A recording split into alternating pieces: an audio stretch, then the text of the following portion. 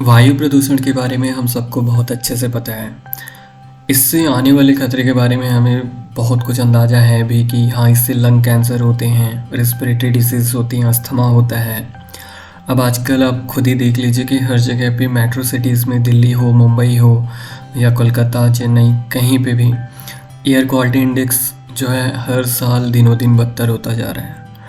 But मुझे ऐसा लगता है कि गवर्नमेंट जब इनिशिएटिव लेगी, लेकिन आपको अपने हेल्थ के लिए सबसे पहले कॉन्शियस होना पड़ेगा।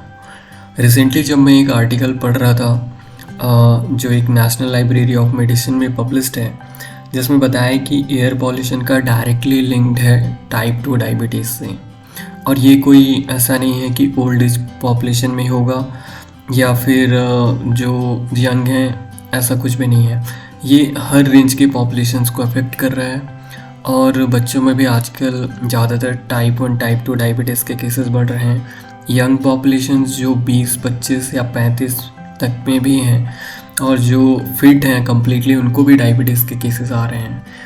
एंड जब मैं पीएचडी कर भी रहा था उस समय पे भी मैंने जितने भी मैक्सिमम पेशेंट केसेस देखे हैं जिनको डायबिटीज़ है यंग पॉपुलेशन में, वो मेट्रो सिटीज़ में थे जहाँ काफ़ी ज़्यादा पॉल्यूशन था। उनका वर्क इन्वायरमेंट ऐसे जगह पे था जहाँ एयर टॉक्सिकेंट्स बहुत ज़्यादा थे।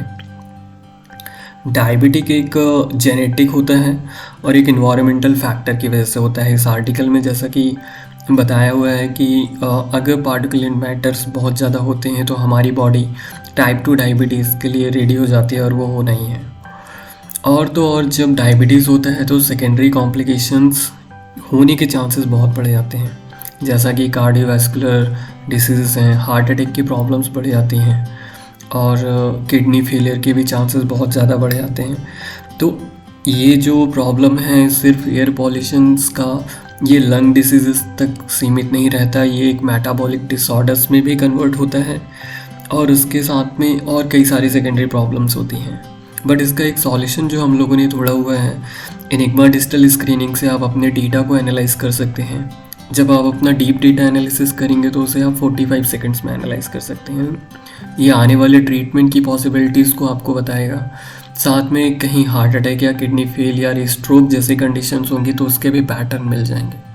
आपको बस एक QR कोड अपने घर पे रखना है, या आप जस्ट enigma.com पे लॉगिन करिए, ऑर्गेनाइजेशन ID enigma इनपुट करिए। बहुत ही सिंपल प्रोसेस है, आप इसे अपने लैपटॉप या मोबाइल फ़ोन पे भी कर सकते हैं। आपको जस्ट enigma.com टाइप करना है या QR कोड पे, जैसा कि मैंने कहा, स्कैन करके ऑर्गेनाइजेशन ID में INIGIM पुट करेंगे। इसके बाद अपने नाम, बेसिक डिटेल डालेंगे और आपको एक लॉगिन पेज आ जाएगा जिसमें आपको आपका BMI इंडेक्स और आपको प्री एग्जिस्टिंग ऑलरेडी डिसीज़ है कि नहीं उसकी इन्फॉर्मेशन आएगी। और ये जस्ट 1 मिनट का प्रोसेस है और आप अपने ब्लड शुगर के लेवल, अपना BP का लेवल डाल सकते हैं। इससे आपका पूरा डेटा प्रोफाइल कम्प्लीटली ट्रैक होता रहेगा और हम आपको सही टाइम पे एक सही गाइडलाइन दे सकते हैं। तो आप बस ये सोचिए कि जिस पॉल्यूशन से डायबिटीज़ हो रहा है, तो जिनको ऑलरेडी डायबिटीज़ है तो उनको कितना बुरा फ़र्क पड़ेगा। तो इसलिए आपको डिजिटल स्क्रीनिंग जो ऑलरेडी पेशेंट हैं उनको करना चाहिए और जो अभी यंग हैं उनको भी करना चाहिए, जिससे हम आने वाले भविष्य में खतरे का अंदाज़ा पहले ही लगा सकें। ये आपकी लंबी उम्र के लिए है। Thank you so much.